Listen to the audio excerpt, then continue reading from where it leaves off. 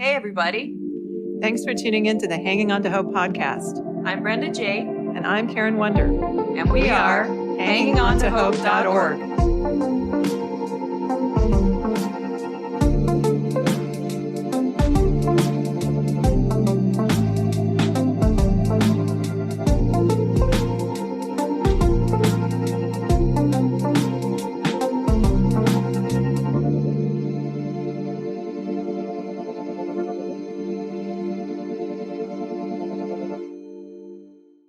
This podcast is intended as educational and is not psychological or medical advice. Always consult a professional when needed, and we disclaim any liability in connection with the instruction, information, or advice given. Hi, everyone. Welcome to the Hanging On to Hope podcast. This is Brenda J. So today we have Jess Nagy on the show. Jess is the founder of Mosaic Motherhood. She is certified in trauma support, mental health coaching, NLP, and Tru316 Bible Study resources. She has been building communities in English and Spanish for the last 20 years across North America. She combines her experience. Basically, she knows the pain of living in a destructive marriage and trying to navigate co-parenting after leaving her marriage. And she has expertise in coaching and facilitating to give you the strategies and techniques to help you on your own post-traumatic parenting journey. And most of all, give you hope. So welcome to the show, Jess. Thanks so much for having me. Continuing with part 2. So you say respect is a foundation of love. Can you explain? We don't really talk about respect too much on the podcast. We haven't yet. Well, and I think we all want to be respected. We do. And I would say that the biggest thing for me is if we respect God our Father and He made us in His image and likeness, then why in tarnation would we think that it's okay to disrespect another human being that's made in that same image and likeness? And in the same way, on the flip side of that coin is I want to teach my kids that we respect all human beings because they are human beings, period, full stop. Mm-hmm. And that this whole idea of respect being earned was something that I heard a lot growing up. Yeah. And I don't know that I've necessarily landed on a particular side of the fence, but it's something that I've been challenging in my belief system a lot. And if we respect someone as created by God, as loved by God, in the same way that I am created and loved by God, or my child is created and loved by God, it's a lot easier to love that person in the way that they need to be loved, which is not always just sweet and submissive. Sometimes that means challenging people because I want people to challenge me. If I'm wrong, show me. And I say that to my kids too. If I'm wrong, please tell me. I don't want to run around with you saying, yes, mommy, if I'm saying the sky is purple. I mean, for crying out loud. In fact, speaking of the sky is purple, but there's this song in the movie Coco that had me in fits because I heard it first when I was coming into clarity in my abusive relationship. And it says, you say the sky is red. I say, where should I put my shoes? You say, put them on your head. And I just thought, oh my goodness, this is my life. This is my life in a verse. But I think that's where I feel like respect really is the foundation of love. And it's that respect of life in general. And I think I also like saying this because I like to be a little cheeky. And the whole Love and Respect book is kind of one for the burn pile. Right. Yeah. Therefore, when I say respect is the foundation of love in a relationship, both ways, I sort of feel like I'm giving a little jab. Yeah. Yeah. It works both ways. So we did talk about respect, just only. That's what I thought of. Yeah. I thought of when you said that. I'm like, well, yeah. we did, but in a different context. It's important to me. Yeah. We all want to be respected, but the way that book was, was definitely misused. So that's what Absolutely. So you talk about personal growth, especially as mothers. We don't often make time for space for our growth. You say you can and you should choose yourself. And then you debunk 3 myths for personal growth. The myths you debunk are 1, time heals all wounds. 2, I am not worthy. And 3, I need to wait until ... Did you want to explain why those are myths? Yeah, I think the first one is my biggest pet peeve. Time heals all wounds. Yeah. Well, but it doesn't. Yeah. I mean, time doesn't heal. Hard work heals. Yeah. Jesus heals. Love heals. Time time gives us distance and it gives us space to be able to work on those hard things. And maybe it's not quite as difficult to go back and look at, but it doesn't heal us. And I feel like it's a bit of maybe strong words, but a cop out to say, oh, I'll get over it. Time heals all wounds, or even worse, you'll get over it. Time heals all wounds. It's a brush off. And so choosing yourself as a mom means I only have so much time and I don't get to decide how much I have. Therefore, I'm going to choose to spend the time now, to heal now and grow now, because I don't know, tomorrow's not promised. Right. And then I'm not worthy. I think this one is one that's just so easy to fall into as women. And it could be something that's not exactly those same words, like I'm not worthy, I'm not enough, I don't have enough, whatever version, is your personal version. It's kind of like the chicken and the egg equation. Being unworthy is not going to grow you. And you're going to have to do the hard work before you realize that you are worthy. And not only that, oh boy, here comes the soapbox, but Jesus says you are worthy. Yeah. Right. Because of his blood. And so therefore, I'm sorry, little miss, but who are you to say that you're not? Yeah. And the whole, I need to wait until, I swear if I had $1 for every time someone said something like that to me, I would be a millionaire by now. Yeah. But this is so rampant in the church where it's like, you can't teach on that until you've conquered it and overcome it and you have a miracle story in your rearview mirror to share, which is not what I see in the gospel. I see a Jesus who came alongside, and I see him encouraging to do that for other people. And so this whole idea of wait until you're good enough, wait until you're fixed, wait until you have this miracle story is frankly prosperity gospel. And I've lived in third world countries, and this whole idea of the miracle always comes is a very American idea in church. I don't see it in Mexican churches. I don't see it in Caribbean churches. It's very prosperity driven because we can say there are so many miracles out there just waiting for us to grab onto them. But what if our miracle doesn't come? Or what if it looks so completely different from what we expected? Like the miracle that I prayed for, that I'm sure both of you prayed for, was God heal my marriage.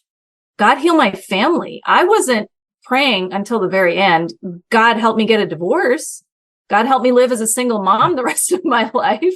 Yeah. That was not the miracle that I was waiting for. And yet I very clearly heard, felt, saw, however you want to describe it, God say to me, you have something to offer my people because of your experience. And my miracle didn't come, not the way that I wanted it to, and not the way the church wanted it to. Yeah, I can relate to that too. Because I definitely, as I said, praying would have made a difference in it. Because I definitely prayed as much as I could. It's part of that. His ways are not always our ways. And Yeah. so what we might be praying for isn't the plan he has for us.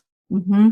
So, and now this really, really spoke to me. I don't know why this one really spoke to me. So you say it can hurt when your family doesn't look like you hoped.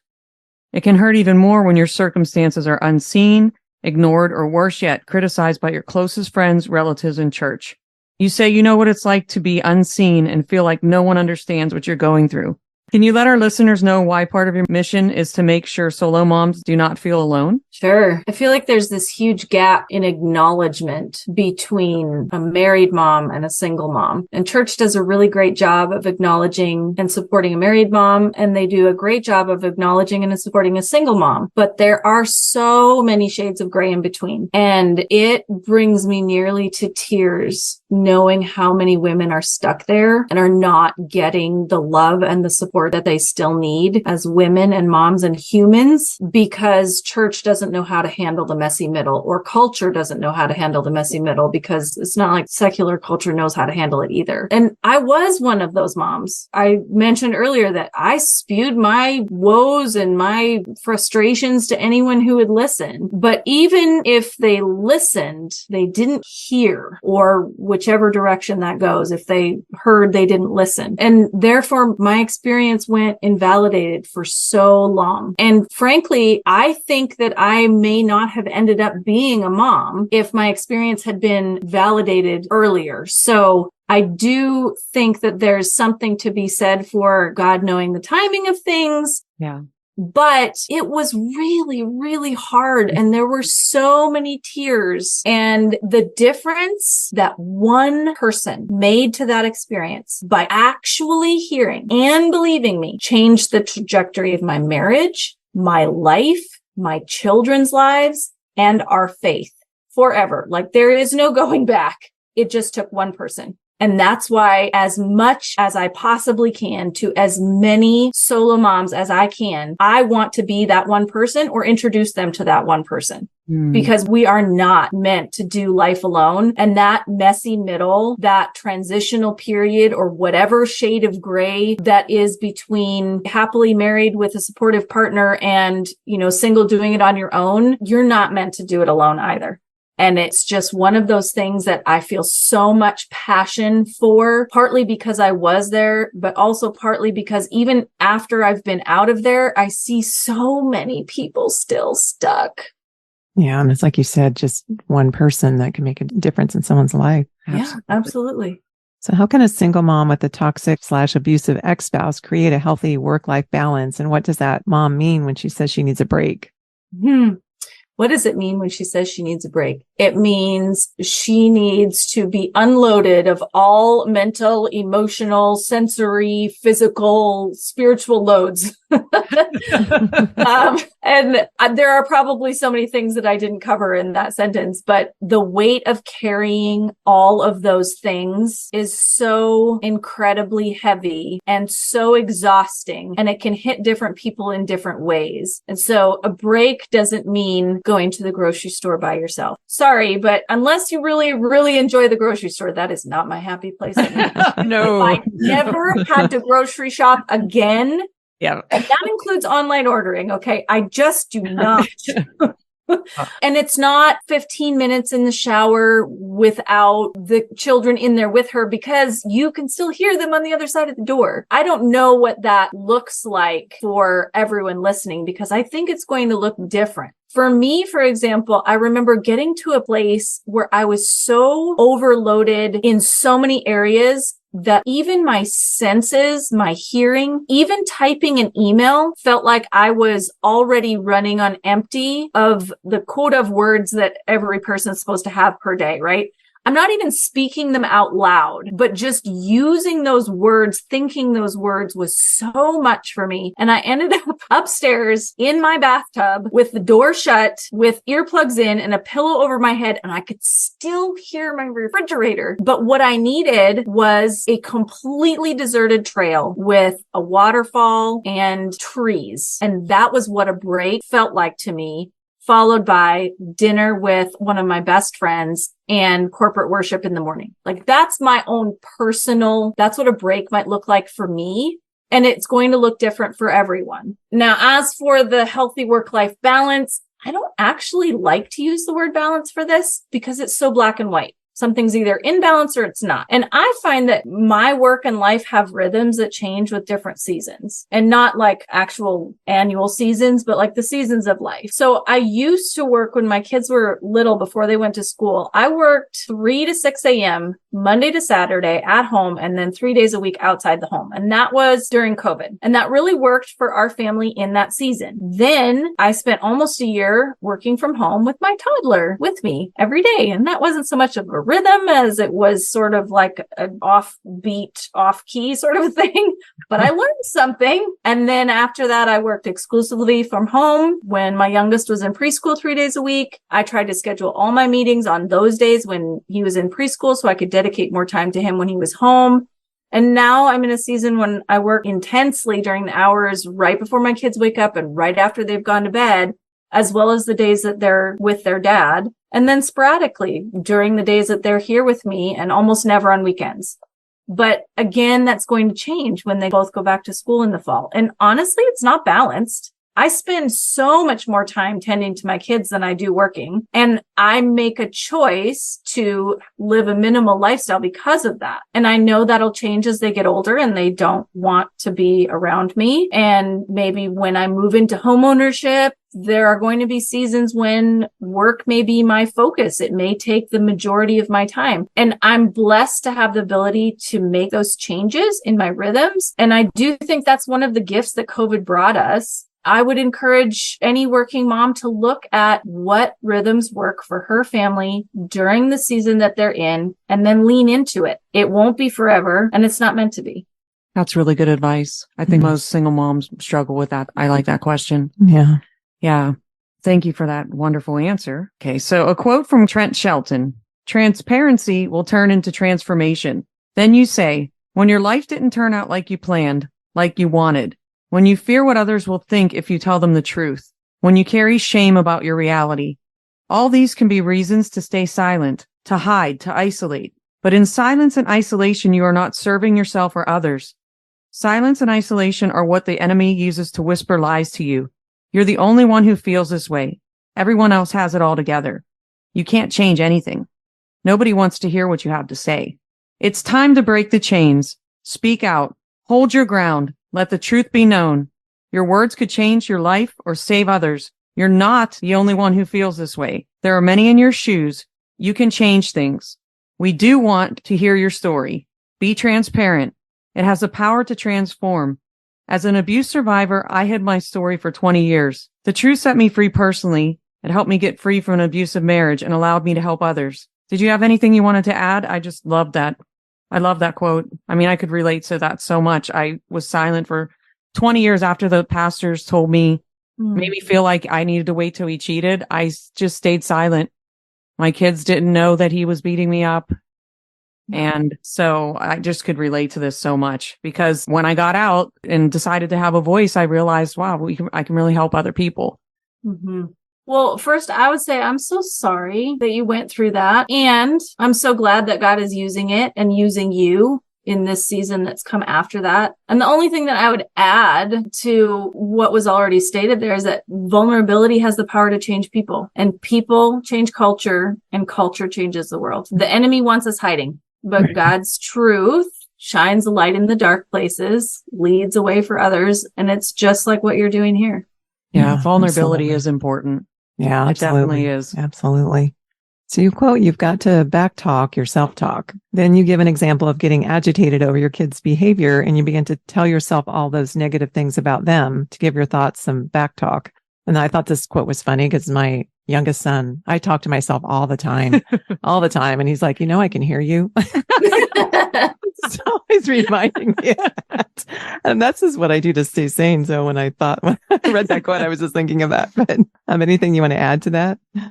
So I giggle because I came up with this phrase when I was talking to a colleague of mine who's a positive discipline coach. And I can't even remember what I was griping to her about regarding my kiddos. But I do remember I'm whining and moaning. And then I'm like, wait a minute. And then I start getting sassy with myself. And I said something to the effect of, oh, no, you didn't just complain about that. Yesterday, you thought it was cute. This same strong, decisive, vocal kiddo that you are intending and purposing to raise just said that. You don't get to turn around and complain about it. And then all of that sort of processed right out of my mouth. And then there we go. A slogan is born. And I feel like sometimes we get so caught up in the exhausting part of parenting. Okay, I get so caught up in the exhaustive part of parenting that I start to speak those things out loud more than I speak out the joyful parts. But really and truly, if I think about the number of joyful parts, it far outweighs the exhausting parts. Right. And I can get stuck here just as much as anyone else. And when I do, I sort of have this slogan to look back on and remind myself, I do love, adore my children, and being their mama is my number one favorite thing in the world. And the quote says, the days may be long, but the years are short. So if I just take a breath or pray for sanity, my attitude will shift a little bit and I'll remember the blessing. Yeah, I can relate to that because my kids are older now. Like my youngest is almost 20.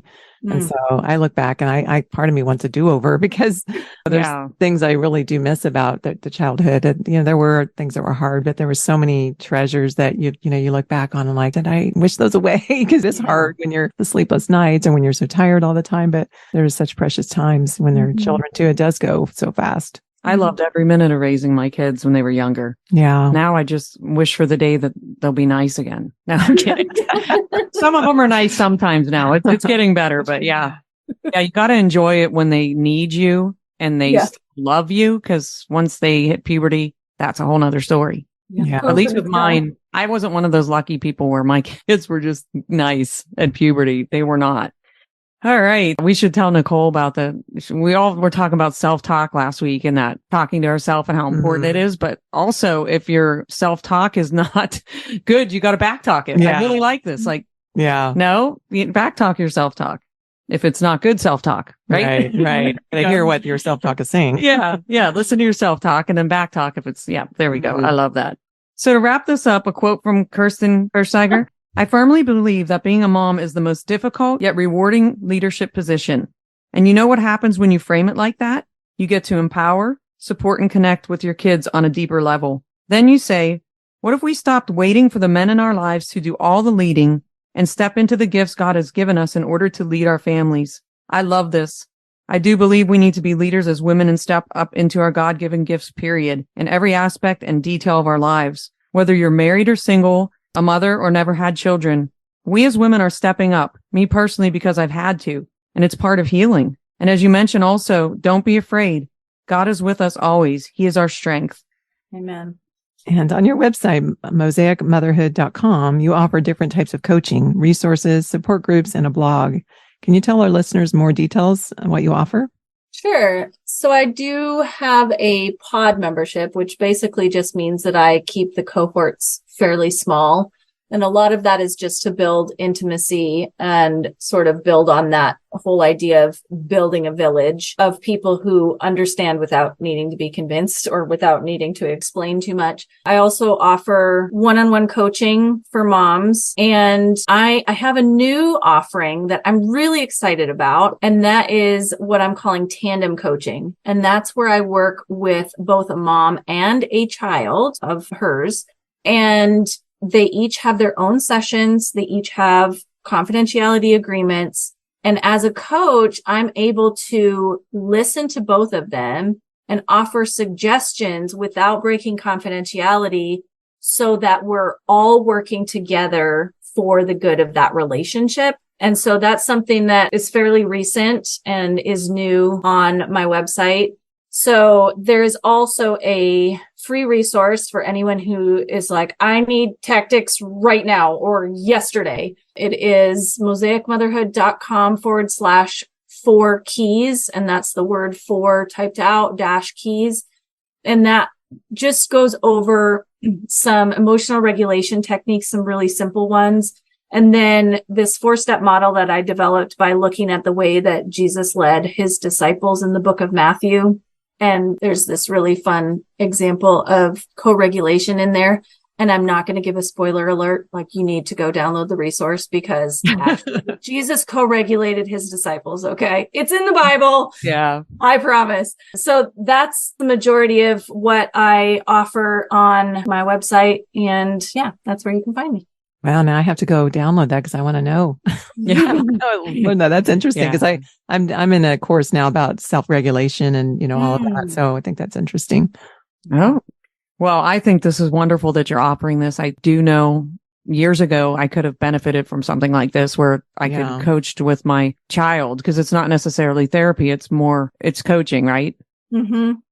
That's one of the things that I actually really like about coaching is as a therapist, I know I wouldn't be able to have two people in the same family both be my clients. Mm-hmm. You have to sort of pick and choose. And as a coach, I can still create those firewalls, so to speak, and make sure that the confidentiality is agreed upon. Yeah. I'm working with a teen and her mom right now, and we actually created an addendum to the typical confidentiality clause that I have in my contract, whereby her mom said, I want to make sure that you're telling me if there is an issue of safety, and that's physical safety, online safety, etc. And her daughter agreed to that. and sign the contract to that. So if she tells me something in confidence, I'm going to keep that confidence, but then I can ask strategic questions of her mom, like, oh, have you considered that perhaps this might be the reason? Or even if I just hear something that I can clearly see one of them needs to work on, I can coach in that direction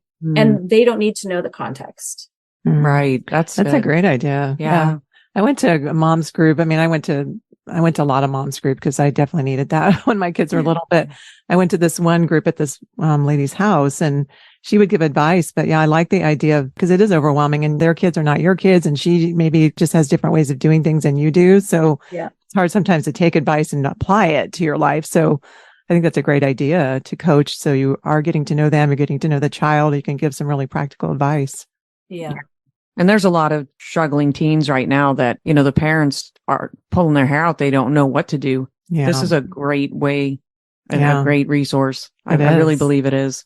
It is, definitely. Because I've had people ask me for their children, places to go and stuff. So we'll make sure we add you to our website. So we want to thank you so much for coming onto the podcast. Where can our listeners find you on social media or contact you for support?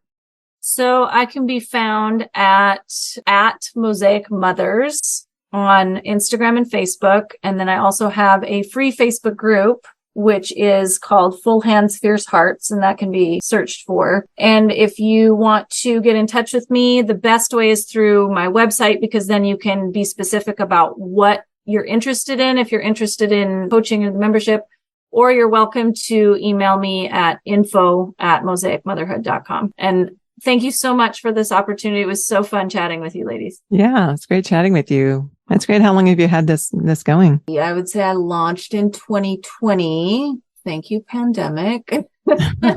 It's been sort of a slow burn, but actually it's been a very implemental step in my healing journey, that giving back. And of course, it forces me to learn new things. And then my kids get to be guinea pigs. And then I get to share it with other moms. So thank you so much for being on the podcast. Yeah, this was a really fun conversation. It was good. I can relate to a lot of what you've gone through. I mean, our stories are so powerful. Yeah, they definitely are powerful. That's how you can reach other people and people can relate to that. We're kind of goofy sometimes too. So you just have to. Awesome. I love it. I read that you are too. So I was like, oh, that's cool. Yeah, sarcasm is my love language. Mostly being sarcastic about myself. So. Yeah, absolutely. I think they say if you can make fun of yourself, it's a sign of maturity. Yeah. I read somewhere. Yes. I totally disagree with that statement because I don't think I'm maturing. I think I'm going backwards, but that's okay. I might be going backwards too sometimes, but I wish I had more time to go backwards. Right. Absolutely. Thanks for tuning in to Hanging On to Hope. Check out our website, hangingontohope.org. There are resources on there, and if you would like to donate or volunteer, you can do that through our website. We are a brand new nonprofit, so we appreciate any and all support. And we thank you for listening. And until next time, keep hanging on to hope. We are evidence that there is hope and healing for you, and our passion is to help you find it too. So thanks for tuning in. Thanks for listening, everyone.